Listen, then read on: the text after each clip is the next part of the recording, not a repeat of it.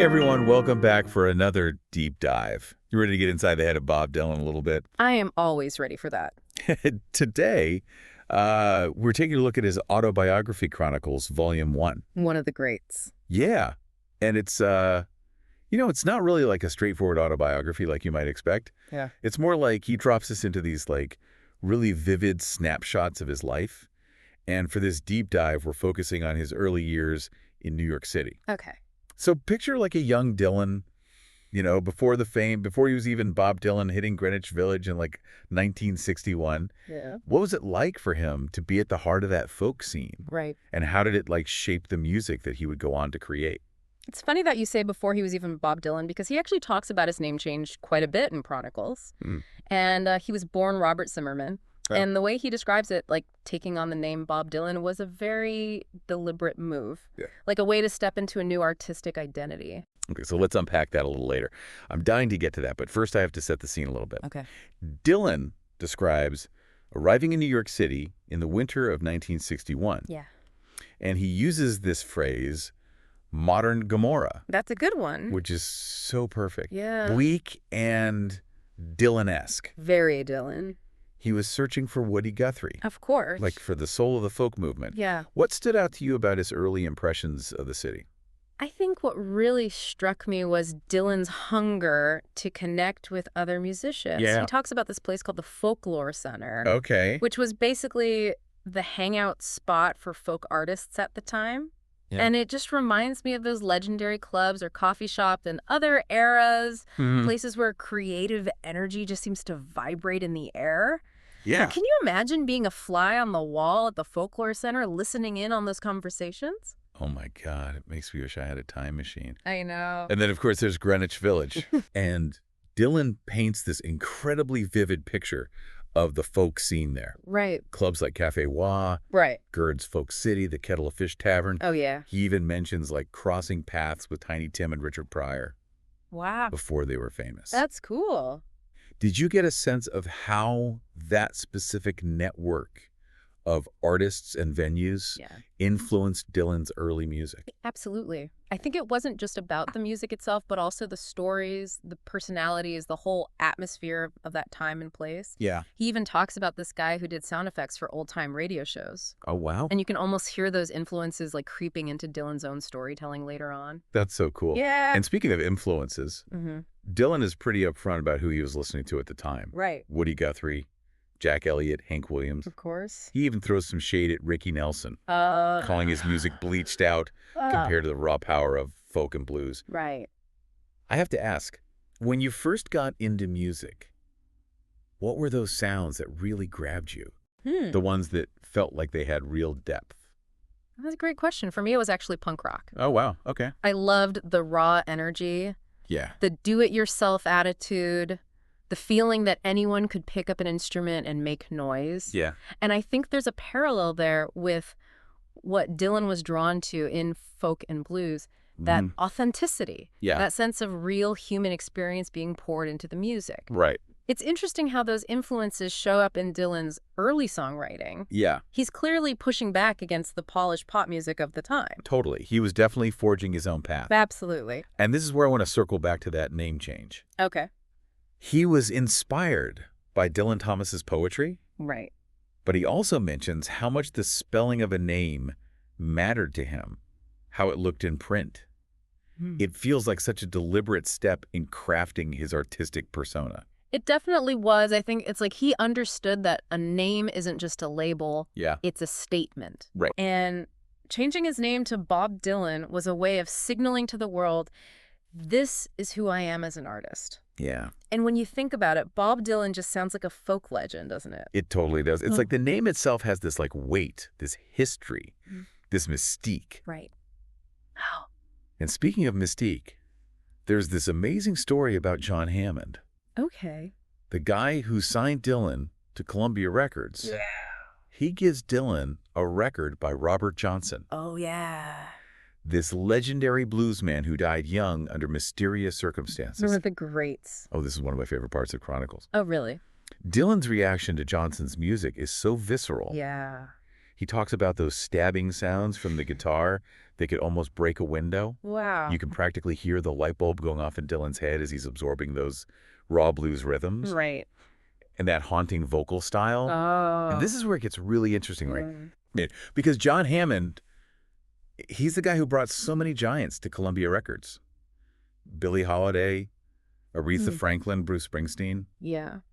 What do you think it was about Dylan that made him stand out to someone like Hammond? Well, Hammond clearly had an ear for talent. Yeah. And he must have recognized something special in Dylan's voice, his songwriting, that raw energy we were just talking about. Right. But I think it goes deeper than that. Yeah. Hammond had this amazing ability to spot artists who were pushing boundaries, who were doing something different, something that challenged the status quo. Yeah. And Dylan, even in those early days, was already showing signs of becoming that kind of artist. You can definitely feel that sense of restless creativity in Chronicles. There's this constant drive to explore, to experiment, to push the boundaries of what music can be. Right. But Dylan was also stepping into the music industry. Of course. This whole other world with its own rules and power dynamics. Yeah. He talks about his relationship with his first manager, Albert Grossman, and it sounds pretty complicated. Yeah, their dynamic was definitely complex. Okay. Grossman was a powerful figure in the music industry, and he had a reputation for being tough, even ruthless. Right. But Dylan wasn't afraid to stand up to him. He talks about Grossman trying to get him out of his Columbia contract. Really? And Dylan refusing. Wow. He was fiercely loyal to John Hammond, the guy who believed in him from the start. That loyalty speaks volumes about Dylan's character. Yeah. He was clearly determined to navigate the music industry on his own terms to protect his artistic integrity. Right. And that's something that resonates throughout Chronicles, this idea of staying true to your vision, even when it's hard, even when people are trying to pull you in different directions. Yeah. What do you think? Did Dylan's early experiences in New York lay the groundwork for that kind of fierce independence? I think they absolutely did. Think about it. He arrives in this new city, this modern Gomorrah, Right. determined to find his own voice, to connect with other artists, to learn from the masters. Yeah. And he does all of that while navigating the complexities of the music industry, dealing with managers, record labels, the whole business side of things. Yeah. It's a trial by fire. Right. And it clearly forged a certain resilience in him, Yeah. a determination to do things his own way. Okay, so we've got Dylan arriving in New York City, immersing himself in the folk scene, finding his musical idols, even changing his name Yeah. to embrace this new artistic identity. Right. It's like the origin story of a superhero. Yeah. But instead of superpowers, he's got a harmonica and a notebook full of songs. And a whole lot of ambition. Yeah. What's fascinating is that even at this early stage, you can see the seeds of the icon he would become. Right. He's already pushing back against expectations, challenging conventions, and carving his own path. Yeah. It makes you wonder, what did those early audiences see in him? What did they hear in his music that hinted at the legend he would become? It's a really good question, and it makes me think about how Dylan describes folk music in Chronicles. He talks about it as an invisible republic, Okay. a world of timeless stories and archetypes. What do you think he meant by that? I think Dylan saw folk music as something deeper than just entertainment. Yeah. It was like a way of connecting with something ancient, Right. something universal. Yeah. These songs weren't just about current events or personal feelings. Right. They were tapping into like the shared human experience, Yeah. the joys and sorrows that have resonated across generations. Absolutely. He even makes a distinction between topical songs and protest songs, Right. which is interesting because people often label him as a protest singer. Exactly. And he says topical songs address like current events, Yeah. while protest songs have a specific message or call to action. Mm-hmm. Dylan saw himself more as a storyteller, Yeah. drawing from that well of timeless human experience Right. that he called the invisible republic. So it's about connecting with something larger than yourself. Yeah. Something that transcends the specific time and place. Right. But Dylan wasn't just absorbing those influences passively. Right. He was actively shaping them into something Yeah. new, something distinctly his own. Absolutely. And we see this in how he talks about songwriting. Right. He wasn't interested in just imitating his heroes. Yeah. He wanted to find his own voice, Yeah. his own way of expressing those timeless truths. And speaking of finding his own way, let's talk about that pivotal moment when John Hammond gives him that Robert Johnson record. Okay.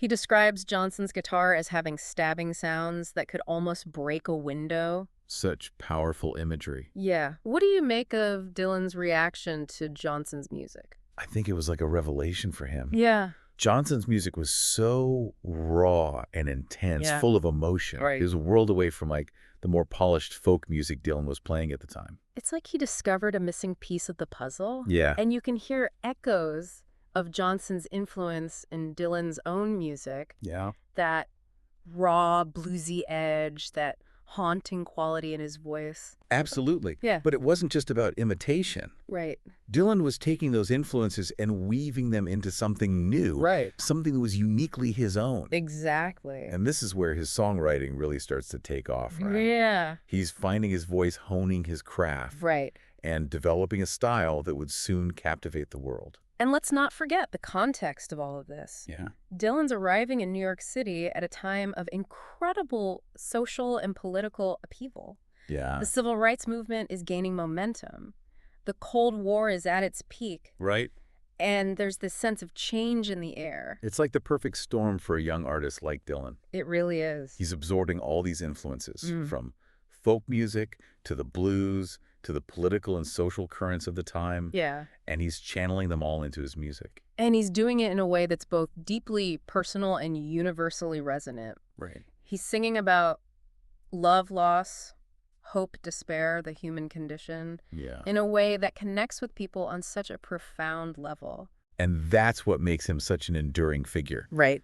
He's not just a musician. Yeah. He's a poet, A storyteller. a chronicler of the human experience. And he's also a master of reinvention. Right. And we see this throughout Chronicles, his willingness to evolve, to experiment, to push boundaries, and explore new territories. And that brings us to another fascinating part of Chronicles, the story of Dylan feeling creatively burned out later in his career. Oh, yeah.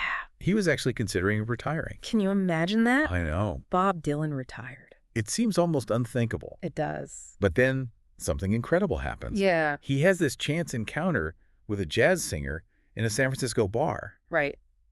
and it completely reignites his creative spark. This is where we get into the technical side of things, which Right. I find so fascinating. Yeah. The jazz singer had this unique vocal technique that Dylan had somehow forgotten about. Why? Something he'd learned years earlier, Right. and suddenly it all comes rushing back. Okay, stop right there. Okay. What was the technique, Oh, yeah. and how did it change Dylan's approach to singing?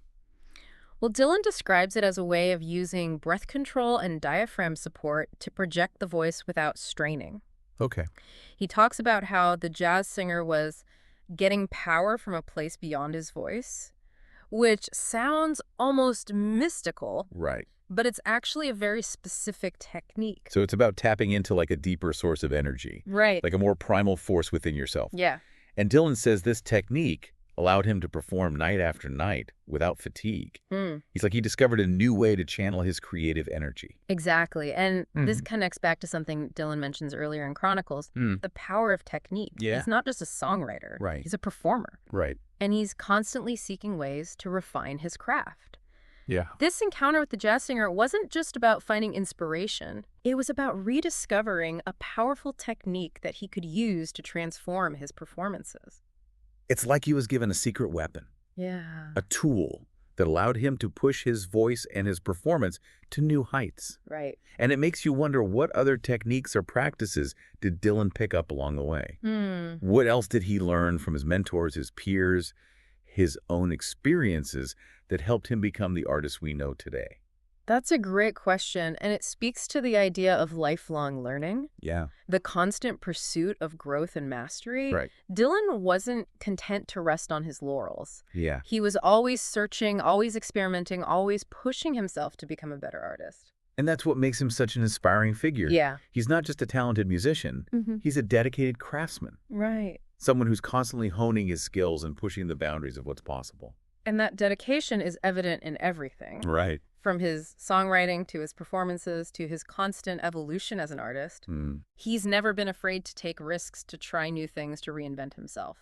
And speaking of reinvention, we've talked a lot about Dylan's musical influences. Right. But Chronicles also gives us glimpses into his wider artistic interests. Yeah.